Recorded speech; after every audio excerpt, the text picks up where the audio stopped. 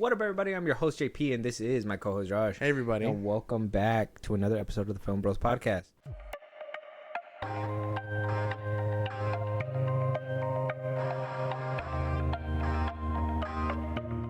All right, Josh. So we're going to dive into one of your favorites today. Ugh.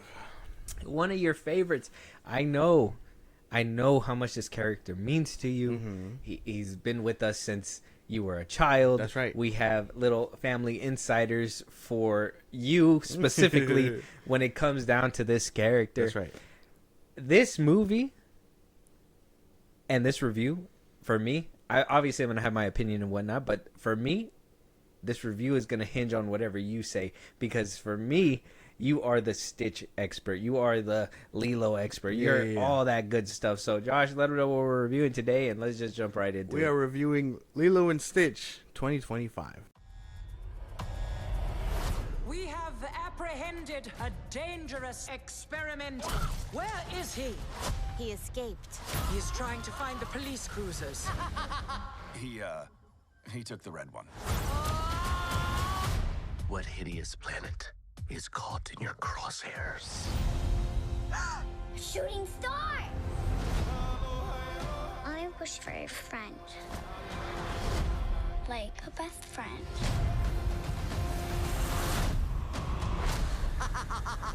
What the hell? Josh, Yeah.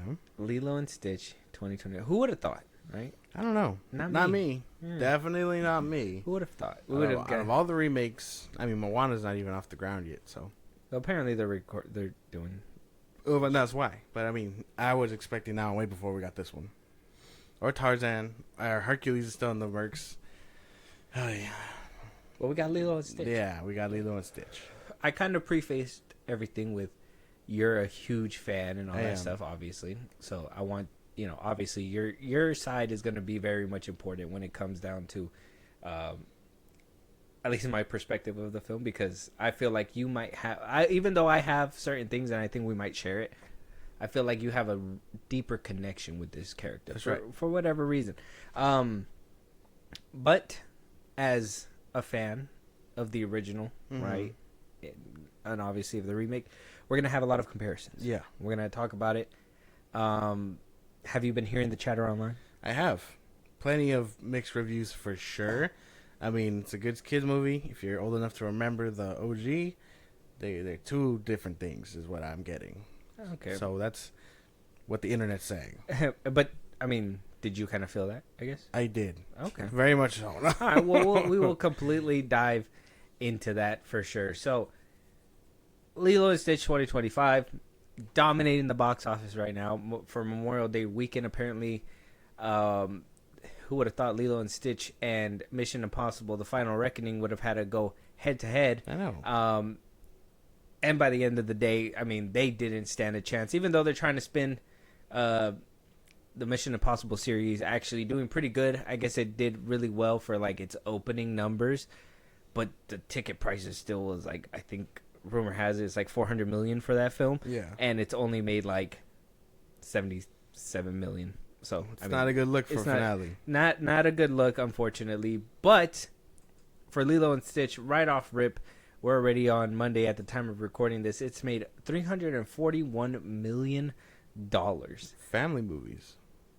Damn. Not just family movies, but, nostalgia, True. right? But all those Disney adults that are, All those Disney adults. they can't let it go.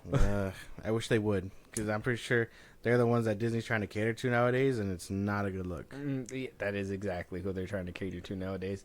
On all fronts, I think we've talked about our Marvel one recently, so go check that out. But just to throw a little bit shade that way too, I mean, apparently Lilo and Stitch made the money that Thunderbolts made in about a weekend. Two weeks. It took Thunderbolts 2 weeks, and Lilo and Stitch is definitely blowing it out the water by barely. Thunderbolts has been out for a month, and it's already out of theaters. It capped off at like 381. Yeah, it's not a good look. I don't think this one's gonna get any more. At most, I want to say maybe scrape by to 400, but that's about it.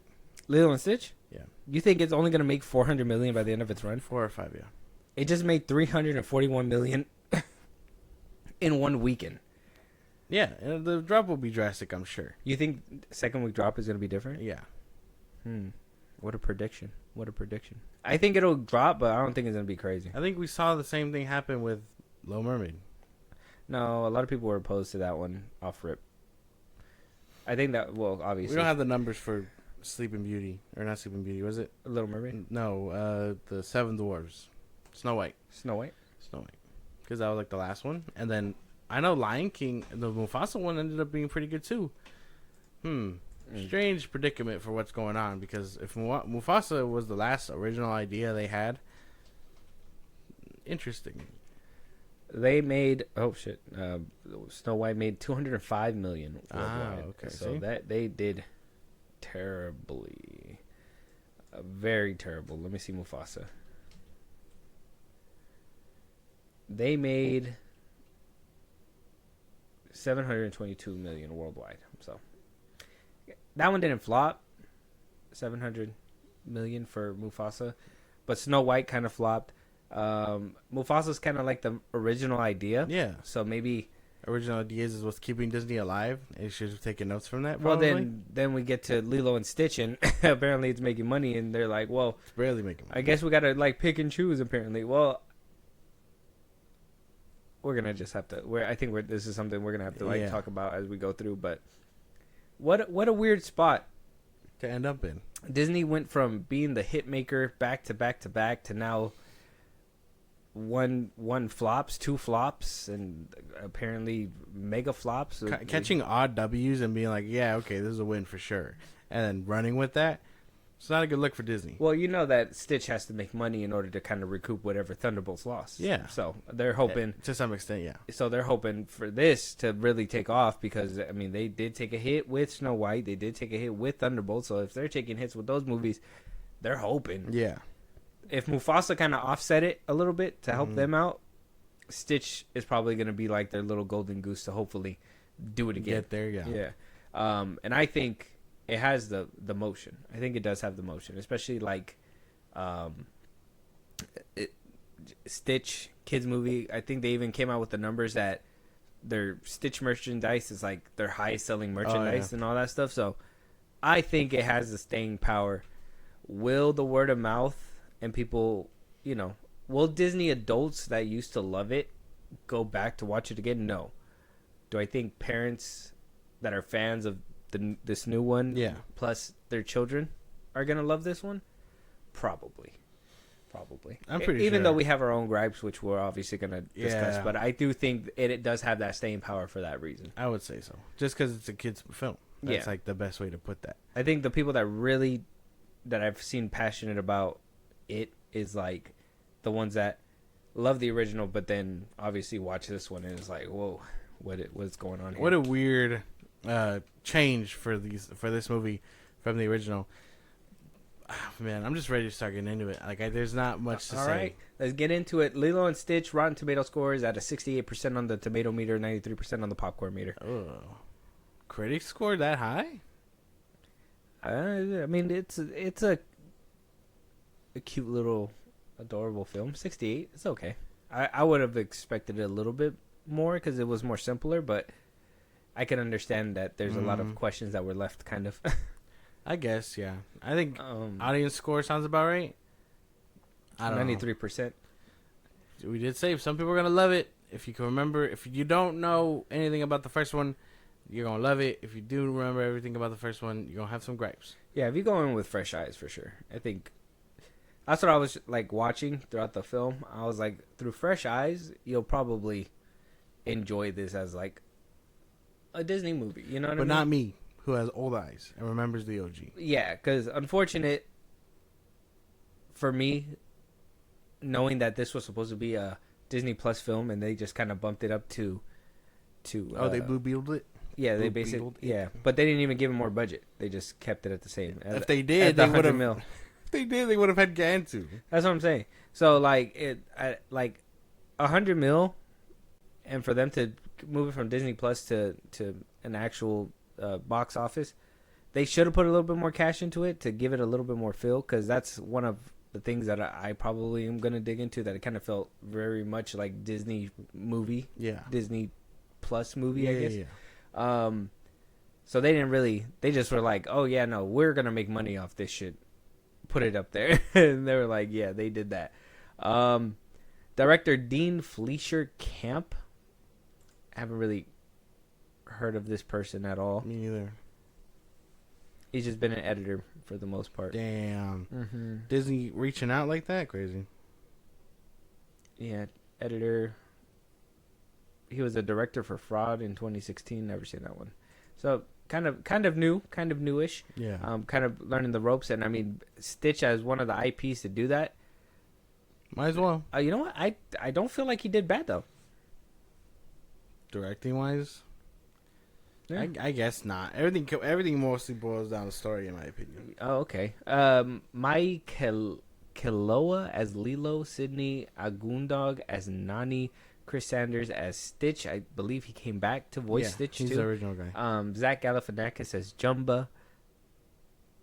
Bill Magnuson as Pleakley, which, I mean, if you remember him, I'm just always gonna remember him from Roadhouse. But Yeah, I don't know where he comes to mind for you. Roadhouse. Courtney B. Vance as Cobra Bubbles, Amy Hill as Tutu, Tia Carrera as Miss Kikoa, and so on and so forth. And we just had a small, decent cast, a lot of new faces for sure. I think the main star power, which is, in my opinion, a little crazy, is Zach Galifianakis and probably Billy McNesson. And then they get wasted. No, Basically, maybe. Yeah. I mean, depending on how you see it. But for sure, let's. I mean, characters. start cracking it in, man. Start cracking it. Characters. Spoilers. Up Spoilers ahead. for Lilo Stitch. Yeah. That's coming up. Characters. I have no real gripes with anybody here. I think they all kind of did their thing. I mean, other than Zach Galifianakis as Jumba, that's the only one I feel like I have an issue with. And that's just because, like, what we talked about on the way out, no, there's no accent. He sounds like a normal guy. What they did with him, like, story-wise is also weird. I don't know. His whole character just stood out like a sore thumb to me. Mm-hmm. And which isn't like something you expect from Zach Galifianakis, because he is funny. He's meant to be this guy. If you can remember him from Hangover, you can remember him from the movie he did with RDJ. If you can remember that, Due Date, yeah. So like he has comedic chops. It's just he stuck out like a sore thumb to me so much. Other than that, man, I think everybody else kind of did fine. Do I agree with where they went in the story? No, we'll get to that. But other than that, everybody seemed to do their own thing. Like, I really love Lilo, too. I like Lilo. I like the little actress for Lilo. I didn't have an issue for her. I like Nani's character, too. I don't think that she was too bad. The person they picked for David, I thought he was kind of funny, too. I think the whole cast was pretty much good and spot on, for sure. Yeah. I even like Billy McNesson as Pleakley. I liked him. I thought he was funny, but I gotta agree with you. Jamba was that weird sore thumb every single time I heard. Well, when he was Zach Galifianakis, obviously, I feel like my brain was able to differentiate that. But once he went back to Jamba, it was weird. It was very weird. I mean, they even got Tia Carrere back as Mrs. Kikoa, which was the big alien for the mothership or whatever. Okay. The Confederation, that's what they called it. So I mean, she was great. She didn't do much. Same plot as last time. It was great. They gave her the same script and said, "Read this shit verbatim." I think Cobra Bubbles, showing up and not being the initial guy at first was kind of weird, but I guess that makes sense for the movie. But I don't know. He didn't look as intimidating. I mean, there was no way to get someone as intimidating as he did in the cartoon. But definitely not as intimidating. Jumba? No, Bubbles. Cobra Bubbles. Mm-hmm. Yeah, if they wanted like a lore accurate Bubbles, they should have got like Terry Crews or something. Something like that. That would have been something cool. Yeah, Jumbo was a sore thumb. That one was kind of like hard to watch. The one thing I want to talk about too, because this is a remake and it's to live action as well, is the translation of the characters to live action, right? And what I mean by that is like the way Jamba looked in the cartoon versus his image in the movie. And I use him as an example because I feel like they butchered my boy. From the actor down to the CGI monster that they gave him. And I understand he's an alien, but one thing that I feel made the original work when it came down to these characters was that they all felt like they were an animal from Earth out there in space, right? Like they're like how they said they're repopulating. They're there to basically keep the planets full of species and stuff. And in this one, they just felt like sci-fi aliens, and I mean, I don't mind that in a sci-fi movie, but in a movie that's like supposed to be like wholesome and like for kids, I don't know. Remember it vivid, the aliens kind of serving a purpose for like why the humans on Earth. They preserve. Yeah, exactly. It kind of felt like it was missing. Like now it's just like an alien force. There was definitely a lot of things missing here, but like it's not with the characters. It has nothing to do with the characters. I don't think. I mean, obviously, other than the elephant in the room, like no Gantu. Well, Gantu, I mean, he looks like a shark.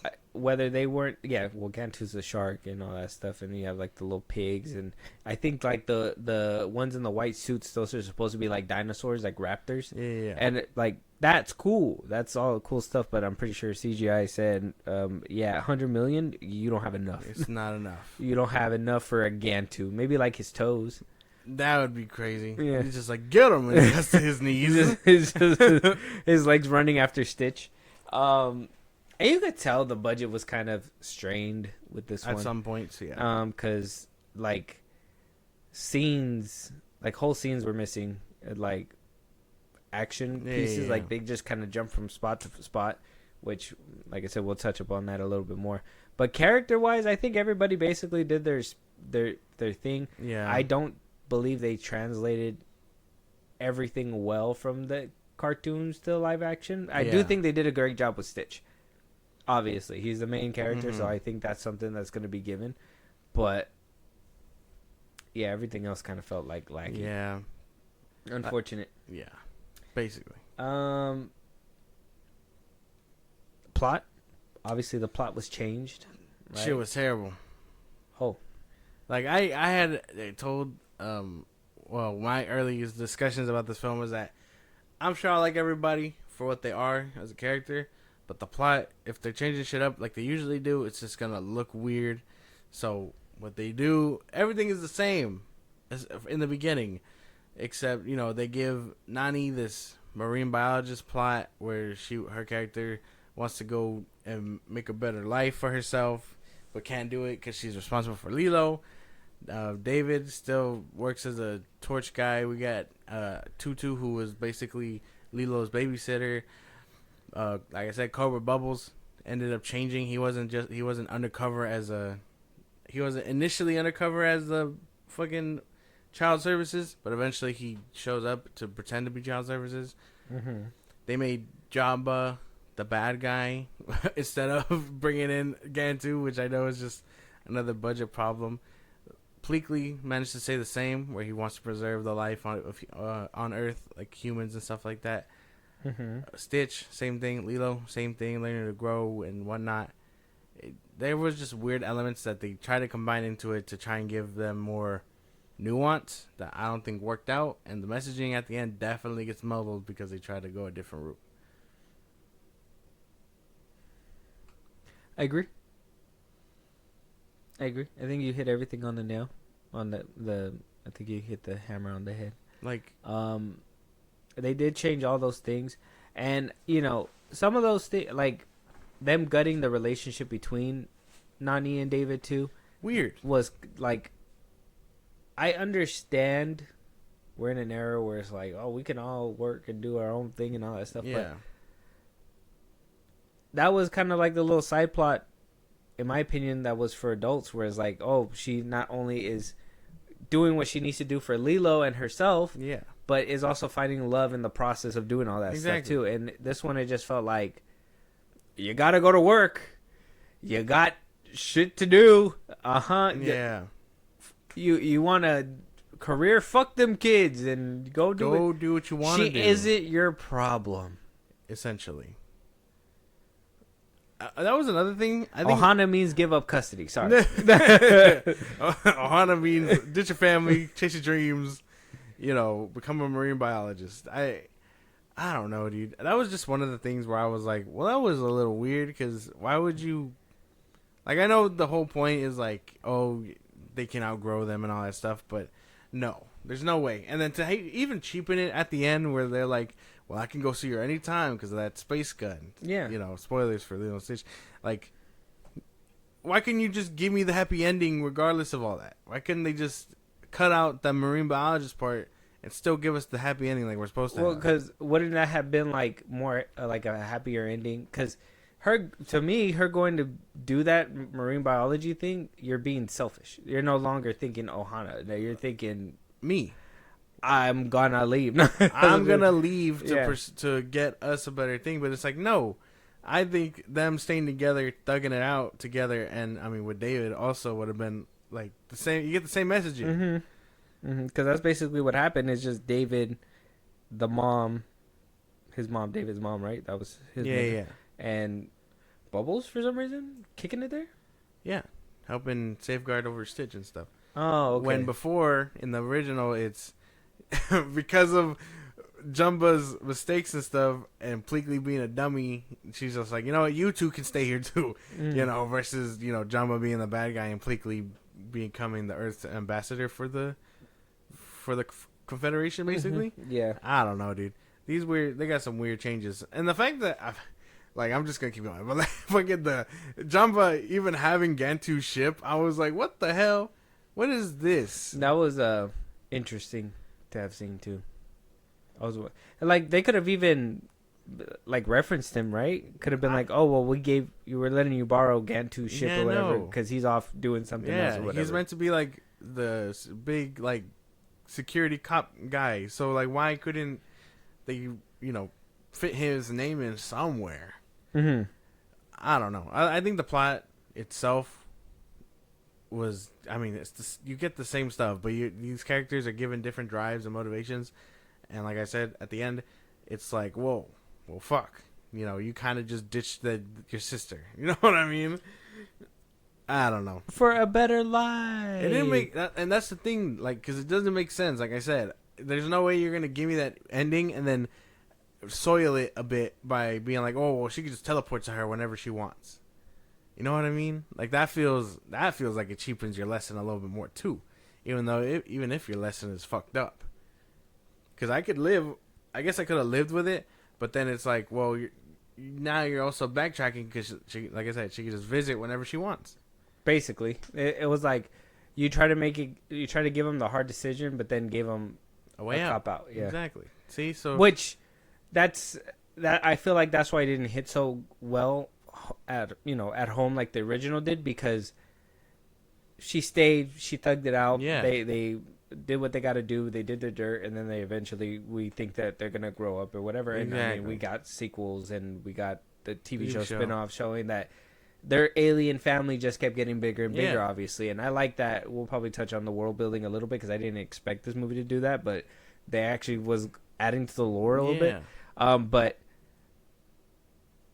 I do think her leaving showed us a sense of selfishness where you couldn't really, in my opinion, I couldn't really root for. And then for them to just do that and reverse it and just be like, oh, well, we could just use a portal. Like, she's been thinking about her the whole time. Well, then now you're over here trying to make it real by being like, oh, well, she got to do what she got to do. Yeah. But then you make it unreal by using a portal.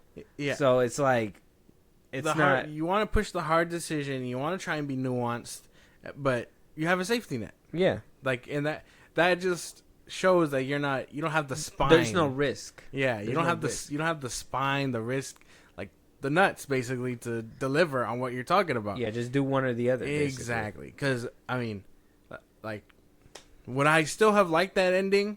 No, but it would have been, I would have probably, like you said, appreciated it a little bit more because they she does have to do her dirt. She can't just visit, whatever, X, Y, and Z. Because that was the whole thing, too, where she was like, well, you remember what it was like when I had to go do it the first couple months and we couldn't barely talk or whatever. Like, they made it a point to reinforce that. And it's like, nope, I can just come see you at night whenever I want to. They just got to be sneaky about it. Yeah, that apparently. shit, I don't know. Up until the very last, like, he didn't know they were in there. I know. Your whole CIA agent, you couldn't fucking tell. You couldn't hear oh, sorry, I was going to say two girls up in there just doing family friendly. Yeah, family friendly. PG. But yeah. Plot wise, they changed a lot. Though I was rooting for it, I think the third act really does make it drop for me. I would say, I mean, not even like a cool action sequence either. And the fact that Jumbo was like destroying the house too. That was kind of weird. I didn't like He's that. like, humans have weird connections and starts blowing up the home. Is like, they never even like set up that he had a vendetta against humans and all that stuff. I know. It was just like in the original, he was just a scientist who just wanted to create life and make the perfect specimen, and just create, and then he learns on his journey that there is humanity there, all that stuff or whatever. And in this one, it was just like, I could give a shit about everything. It's like, well, why? yeah, it takes Pleakley teaching him like, well, humans are precious. They care about these things or whatever. And we got that from him. That's what I'm saying. Pleakley was like the only one to stay the same, oddly enough. And then Jumbo's just like, well, I just want my experiment. I want to, take control and do whatever. And it's like, God, you should have just made someone else the villain. Because now it's like, now they're going to try and do a sequel and he's going to try to be the good guy. And it's like, I don't want it. I wanted it the first time. I don't want it now. What if they bring Gantu in? You they're going to make him the first one? Like, that'd be my thing. And it's like, I don't know about that. But I think that would be my biggest expectation. Like, I know I didn't really enjoy this one too much, but they'd have my money, I guess, if I saw Gantu's big ass foot. Right. In a fucking trailer or something like that.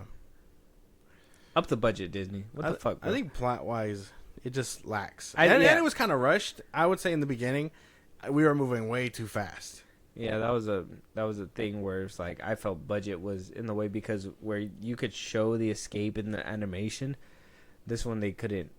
It felt like things were just jumping all over the place. Yeah. And then when we got with Lilo and stuff, that's where we were sitting the most. But maybe that's why, I don't know. There was like, I didn't feel bored, but I just felt like there was really low points just because of the fact that like there wasn't the alien shenanigans and stuff like that. You know what I mean? Basically, because I mean, Stitch gets there, and then after that, it's just fucking, you're bad. You don't know how to act, whatever. And I don't feel like we got very much, human stuff outside of like maybe that hula scene, him saving Lilo, obviously, and then Still in the car. ending. That's it. Like, I feel like that's the only time. But I mean, she in the regular one, like, there's gonna be a bunch of comparisons, but like she manages to show him like how to be nice, how to calm down. Like I feel like we missed that montage a little bit for the sake of what Nani's little plot device. Crazy. I thought it was crazy, but I mean Nani's thing though, like, what are you referring to her like plot device though? No, I mean like just her arc. I mean like that's. Oh, fine. okay. They took a little bit away from Stitch and Lilo's arc of growing together. Oh, him to give learning it that how to biology be, stuff. learning how to give him that heart, and feeling like that him saving her was meant to be earned, versus being like, well, he has to save her. Yeah. And then for, like I said, for Nani's little plot. And you were even like saying about like the hot tub thing too, and I was like, yeah, that was kind of a weird insert for certain things. I didn't like that they couldn't even have done like the ice cream thing, like the bare minimum joke. And then I was telling CJ, I was like, not even a punch buggy joke either. And then so world building though, I thought it was pretty cool that they took away the elements of like the animals, like I said, in space and all that stuff. Yeah. Made it more sci-fi and gave it more like a kind of really pressed the issue with the whole alien thing, saying that they're here to do all that stuff. Yeah. I kind of enjoyed that. And then I liked the fact that the experiment ship, or like the way he was able to make it, they showed you that. So that kind of tells me that maybe later on in the future, that's when we're going to get like Stitch has a glitch, or, you know, he gets his love interest and all that stuff. So I thought that was pretty cool. Kind of like they did like a Sonic tease in a Disney Plus movie. Yeah. Which it was kind of crazy too, because I wasn't expecting that either. I thought they were gonna totally ignore that show for sure. But like the fact that you mentioned, like, because I think we obviously saw the pink one. I'm trying to remember the other one we saw before it lands on 627. So I think The that's pretty sandwich cool. one. Yeah, I was like, that's pretty cool. It was the sandwich I dude. wasn't expecting all that, but that was cool. That was the only piece of world building I feel like we got. Other than that, it makes was me kind of excited. Like that was probably the only bit where I was like, "Oh shit, let me lock in real quick." But then it was super fast. Such a blink and you miss it thing. And then you get the little tube thing where Stitch was supposed to be in Gantu ship.